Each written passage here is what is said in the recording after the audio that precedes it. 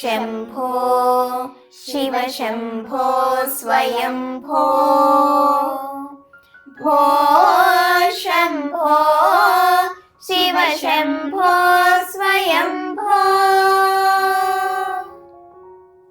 లింగ పురాణమును అనుసరించి శివుడే స్వయంగా దేవతలతో తనను సూర్యమండలంలో భావన చేసి ఆరాధన చేయటం ఉత్కృష్టమైన ఆరాధన అని చెప్పాడు.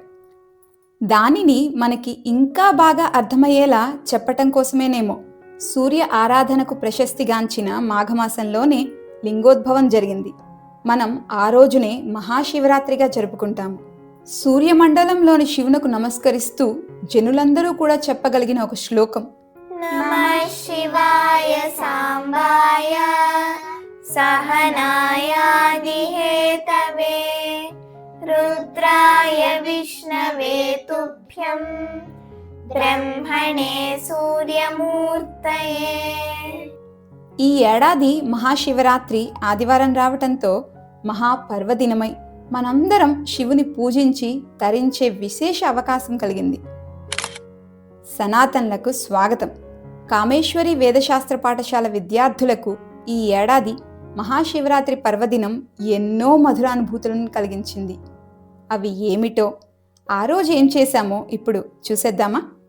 రామదుర్గ సౌభాగ్య చారిటబుల్ ట్రస్ట్ వారు వారి విశాలమైన ప్రకృతికి చేరువగా ఉన్న ప్రాంగణంలో శివరాత్రి పర్వదిన శివాభిషేకము, శివ సంకీర్తనము, శివ ప్రసంగములను జరుపుకోవటానికి మమ్మల్ని ఆహ్వానించారు. అది ఆ ప్రకృతి స్వరూపమైన భగవతి ఆశీర్వాదంగా తలచి అందరం ఉదయం 10:30 గంటలకు మదీనాగూడలోని పాఠశాల నుండి బయలుదేరి ప్రశాంతమైన ప్రకృతి ఒడిలోకి చేరుకున్నాము. బయలుదేరే ముందే పిల్లలందరూ ఒకసారి శివార్చన చేసుకున్నారు. మరలా పిల్లలందరూ సాయంత్రం మొదలుకొని రాత్రి వరకు పూజలో ఉత్సాహంగా పాల్గొనాలంటే ఏం చేయాలి? ఆటలాడితే ఎలా ఉంటుంది? ఆటలాడితే పిల్లలకే కాదు పెద్దలకైనా ఉత్సాహం రెట్టింపు అవుతుంది కదా. మేము కూడా అదే చేశాం. అందరూ కలిసి క్రికెట్ ఆడారు. మా పాఠశాలలో ఆట, చదువు, పాట ఇలా ఏది అయినా పెద్దవాళ్ళు కూడా పిల్లలతో ఉంటారు. ఆయా పనులలో పిల్లలతో పాలు పంచుకుంటారు. మీరు ఎప్పుడైనా గమనించారా? పిల్లల్ని వెళ్ళి ఆడుకోమంటే మీరు కూడా వస్తారా ఆడుకుందాము అని అడుగుతారు.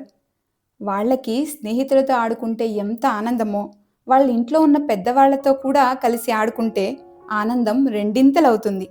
అందుకని మేము కూడా ఎవరు ఏ పనిలో పాలు పంచుకోగలమో ఆయా పనులలో పిల్లలతో కలిసి సమయాన్ని గడుపుతుంటాము. సపోటా, పనస, మామిడి చెట్లతో కూడిన వనంలో పూర్తిగా అలసిపోయే వరకు ఆడుకున్నాము. తరువాత అక్కడే పండించే కూరలతోనే తయారు చేసిన అల్పాహారాన్ని భుజించాము. మరలా శక్తిని పొందిన వారమై అక్కడ ఉన్న గోశాల, కూరగాయలను, అరటి తోటలను చూడటానికి వెళ్ళాము. అక్కడ ఉన్న విశేషాలను మా సంస్థ వ్యవస్థాపకులైన డాక్టర్ జమ్మలమడక సూర్యనారాయణ గారి మాటల్లో విందాం.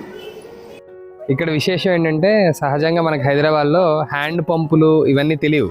కానీ మీరు అక్కడ చూసారంటే ఇది హిమాయత్ సాగర్ దగ్గరలోనే ఉండడం వల్ల చాలా చక్కగా 10 feet 20 feetలోనే నీళ్లు పడ్డాయి. సో అది ఇక్కడ విశేషం. ఈ వెనకాలన్న బ్యాక్ డ్రాప్ ఏదైతుందో దీన్ని కృష్ణ మందిరం అంటున్నారు. వారు చెప్పిన కృష్ణ మందిరం ఇప్పుడు చూద్దాం. ఇది చూసారా? పేరు కృష్ణ మందిరం.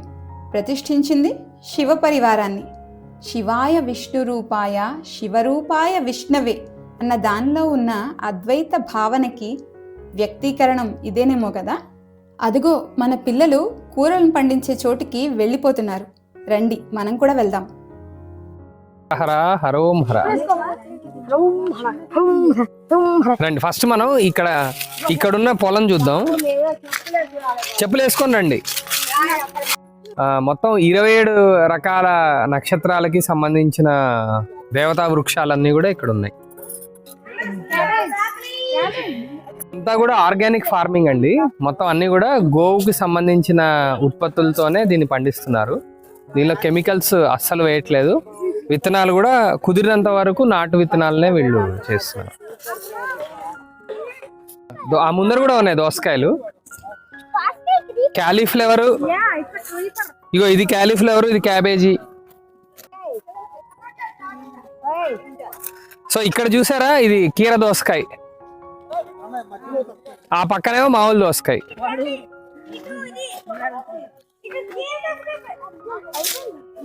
ఇక్కడ బీన్స్, వంకాయ, టమాటా, క్యాబేజీ, కాలీఫ్లవర్, కీరా దోస, పాలకూర, బచ్చలి కూర, ఇలా మనం అధిక శాతంలో తీసుకునే కూరగాయలన్నిటినీ కెమికల్స్ లేకుండా పండిస్తున్నారు.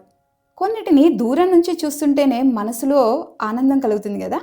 ఒక కొబ్బరి చెట్టును, అరటి చెట్టును, మామిడి చెట్టును, ఇలాంటి వాటిని చూసినప్పుడు లోపల ఒక ఆనందం. ఇంకా ఆ తోటలోకి వెళ్ళిపోతే ఆ ఆనందం మాటలో చెప్పగలమా? అరటి తోటలో పిల్లలు హాయిగా విహారం చేసి వచ్చారు. తదుపరి సనాతన ధర్మానికి ఆయువు పట్టైన గోమాత దర్శనానికి వెళ్ళాము.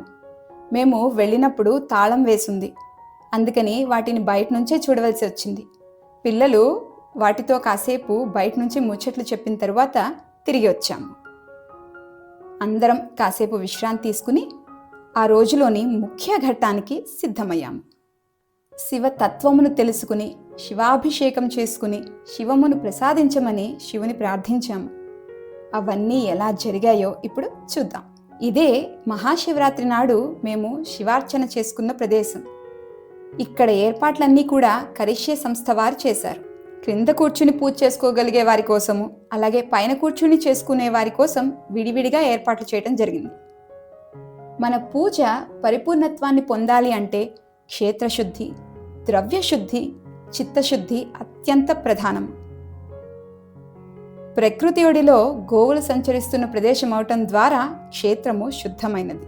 కరిష్యే వారి శుద్ధమైన ద్రవ్యములతో పూజ చేసుకోవటం ద్వారా ద్రవ్యశుద్ధి జరిగింది. ప్రతి ఒక్కరికి పూజకు కావాల్సిన సామగ్రిని పూజలో పాల్గొనే వారి వారి స్థానములలో కరిష్యే సంస్థ వారు ముందుగానే చక్కగా ఏర్పాటు చేశారు. ఈ రకంగా ఏర్పాటు చేయటం వలన పూజా సమయంలో ద్రవ్యములను అర్పించటం సులభము, ఆనందదాయకమైంది.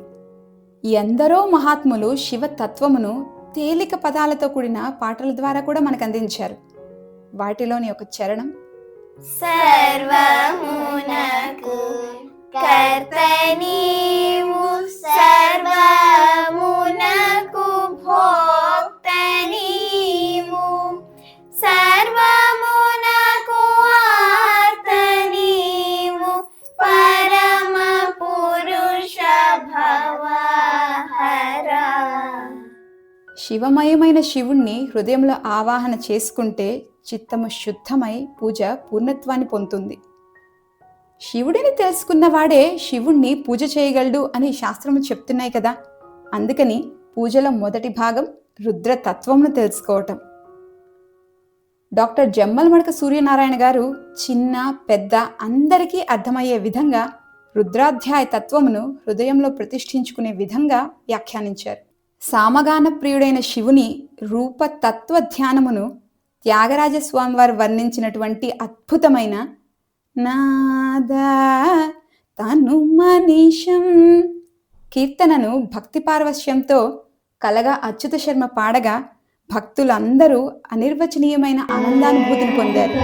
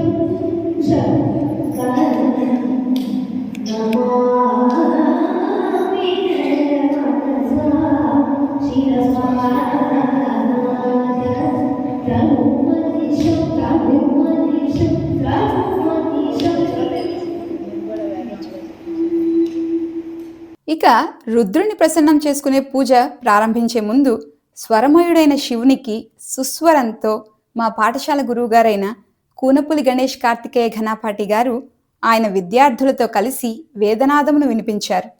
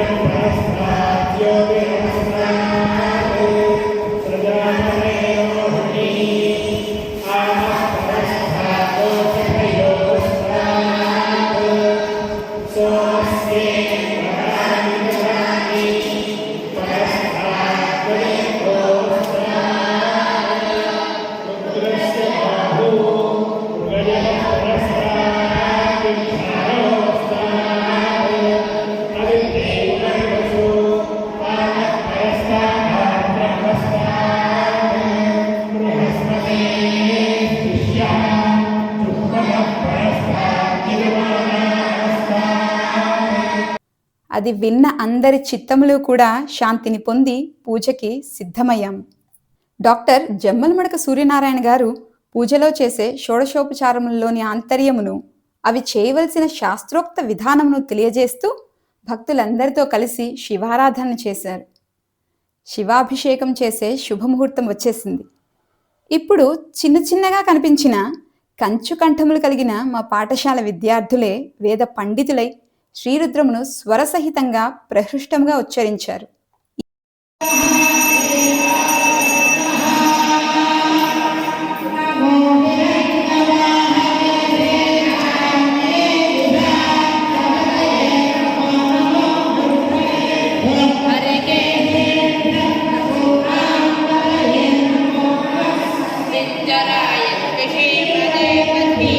ఇది ఆ పిల్లలకి గొప్ప అనుభవం కదా. చిన్న వయసు నుంచే నలుగురితో కలిసి ఇటువంటి వైదిక కార్యక్రమంలో పాల్గొనటం చేత వారికి క్రతువులను శాస్త్రీయంగా ఎలా చేసుకోవాలి అని ప్రాక్టికల్గా కూడా తెలుస్తుంది. అభిషేకము, అర్చన కూడా శాస్త్రోక్తంగా చేసుకుని శబ్దబ్రహ్మమైన ఓంకారమును ఉచ్చరించి ఆ పరిపూర్ణ తత్వమును ధ్యానించాం. ఏ జీవుడైనా కోరుకోవలసిన దానిని ఋషులు మనకి వివిధ మంత్ర శ్లోక రూపంలో అందిస్తూ ఉంటారు. అలాంటి వాటిలో ఒకటి మృత్యుంజయ మహామంత్రం. ఆ మంత్రము ద్వారా ఈశ్వరానుగ్రహాన్ని కోరుకున్నాము. ఆ తరువాత తీర్థప్రసాదాలు స్వీకరించి రామదుర్గ సౌభాగ్య ట్రస్ట్ వారు ఏర్పాటు చేసిన అల్పాహారం స్వీకరించి ఎవరి ఇళ్లకు వారం చేరుకున్నాం. ఇది మా పాఠశాల విద్యార్థులకు ఒక ఫీల్డ్ ట్రిప్ లాంటిది. అయితే ఇక్కడ ఒక చక్కని విశేషం ఉంది. సాధారణంగా పిల్లలు స్నేహితులతో ఎక్కడికైనా విహారయాత్రకు వెడితే అప్పుడు తల్లిదండ్రులు ఉండరు. తల్లిదండ్రులతో విహారానికి వెళ్ళినప్పుడు స్నేహితులు ఉండరు. కానీ ఈ ఫీల్డ్ ట్రిప్లో పిల్లలు స్నేహితులతో, తల్లిదండ్రులతో కలిసి అన్ని సందర్భములలో ఆనందం అనుభవించారు. తల్లిదండ్రులకు కూడా వాళ్ళ పిల్లలు స్నేహితులతో కలిసి ఆడుకుంటుంటే వారితో కూడా ఉండి ఆ సంతోష క్షణములను అనుభవించారు. భలే కదా. ఇటువంటి క్షణాలే జీవితంలో జ్ఞాపకముండే మధురానుభూతులు. మహాశివరాత్రి పర్వదినం పరమానందంగా జరుపుకునే అవకాశాన్ని కల్పించిన రామదుర్గ సౌభాగ్య ట్రస్ట్ వారికి మరియు కరిష్యే వారికి కృతజ్ఞతలను తెలుపుకుంటూ స్వస్తి. జయ జయ శంకర హర హర శంకర, జయ జయ శంకర హర హర శంకర.